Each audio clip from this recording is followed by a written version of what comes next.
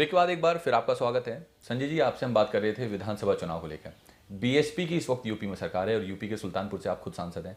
किस तरह से देखते हैं उनके सरकार के कार्य को? ये सरकार के कार्य जो मैं देख रहा हूँ, लगभग एक टर्म के बाद दूसरा डेढ़ डेढ़ साल का और लगभग समय बीता है। डेढ़ साल का दूसरा टर्म लगभग ख़त्म हो रहा है उनका। जो चीज़ें विवाद में आई हैं बसपा सरकार की, चाहे वो करप्शन हो, चाहे वो अंबेडकर पार्क का अंबेडकर पार्क हो, चाहे वो प्रशासनिक व्यवस्था हो, चाहे अधिकारी कर्मचारियों का ट्रांसफ़र का मामला हो, चाहे अनाज का घोटाला हो, चाहे बहुत तमाम सारी चीज़ें हैं। ऐसा मुझे लगता है कि आज आम जनता प्रदेश की बीएसपी सरकार को, बीएसपी को अपदस्थ करना चाहती, हटाना चाहती है। आज आवश्यक अब ये देखना है कि कौन उनको हटाएगी और कौन पार्टी उत्तर प्रदेश में सत्ता में आएगी।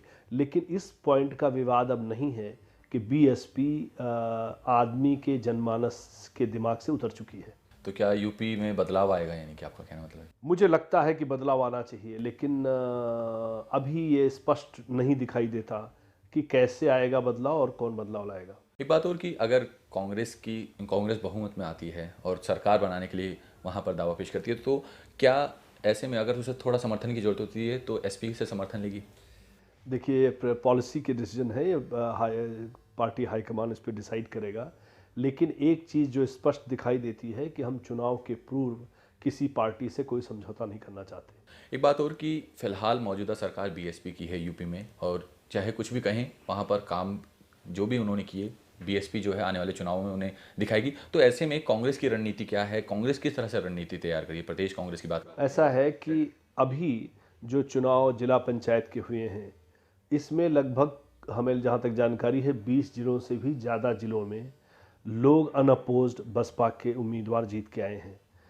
ये कुछ तो संकेत देता है हमको, आपको और जनता को समझने के लिए। ये मैं नहीं मानता कि कोई पार्टी अब उन जिलों में अपने उम्मीदवार नहीं खड़ा करना चाहती रही होगी और या किसी ने लड़ाने का प्रयास न किया होगा।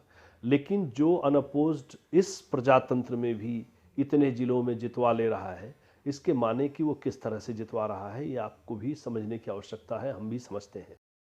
जिस प्रक्रिया से मायावती दोबारा हर चुनाव में, हर मतों में, हर व्यवस्था में अपना वर्चस्व कायम करती हैं और उस वर्चस्व कायम करने में किस किस तरह के मापदंड अपनाती हैं, ये पूरे प्रदेश और देश के सामने है। मुझे लगता है कि ये व्यवस्था ही आम जनता इसे बदलना चाहती है। जहाँ तक कांग्रेस का सवाल है, कांग्रेस हर तरह से कम मौक़ों पर अपने सिद्धांतों से समझौता करती है।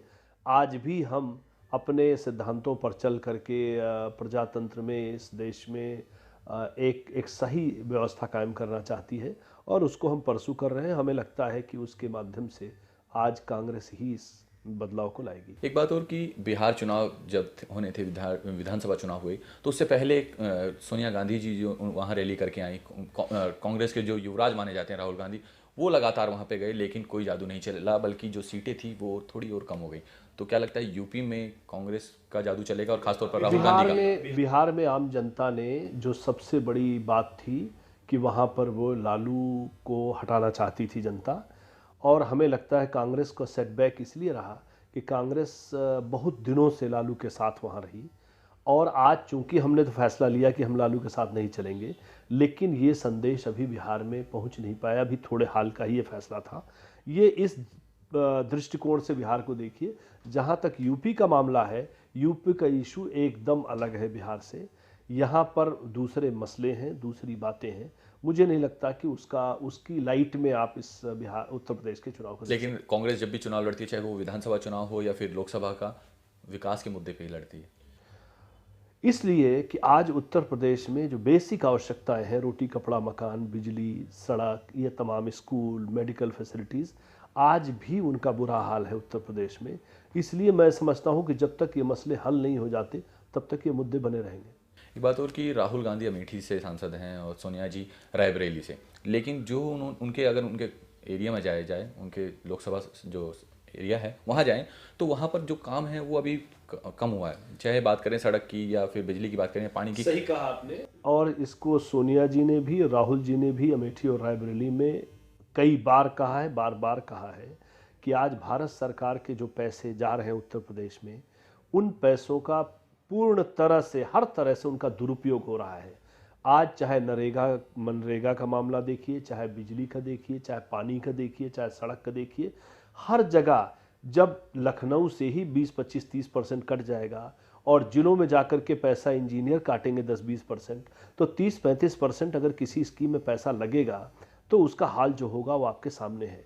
आज जहाँ तक एक चीज़ मैं ज़रूर कहूँगा कि भारत सरकार में भी ये बात सही है कि हमारा फेडरल सिस्टम है, ये सही है कि हमारे राज्य और केंद्र के अपने संबंध हैं, उसी हिसाब से पैसे का डिसबर्समेंट होता है, पैसे का डिस्ट्रीब्यूशन होता है। लेकिन मुझे लगता है कि ये भारत सरकार में भी सोच आनी चाहिए कि जो हमारे हजारों करोड़ आज देश में खर्च हो रहे हैं और जो हमारे आशा है कि हमारा 100% पैसा जनता में लगना चाहिए, वो नहीं लग रहा है।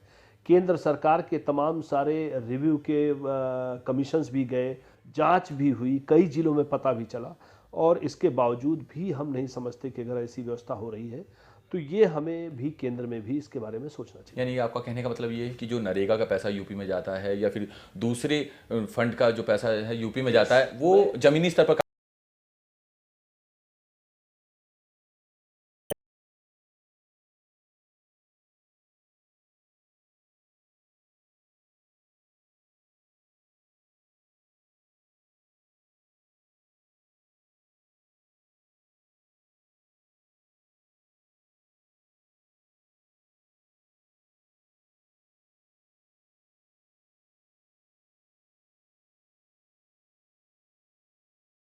विधायक और सांसदों को जिस तरह से पैसे मिलता है, हम लोगों के कहने पर एक बार भी आज तक नहीं मिला है और केंद्र सरकार को इसके बारे में जानकारी है, तो मुझे लगता है कि केंद्र सरकार को भी इसके बारे में रिव्यू करना चाहिए। थोड़ी सी लापरवाही है केंद्र सरकार की, जिसके कारण यूपी में जो पैसा जा रहा है वो उसका दुरुपयोग है। शब्द नहीं है, ठीक, उचित नहीं है।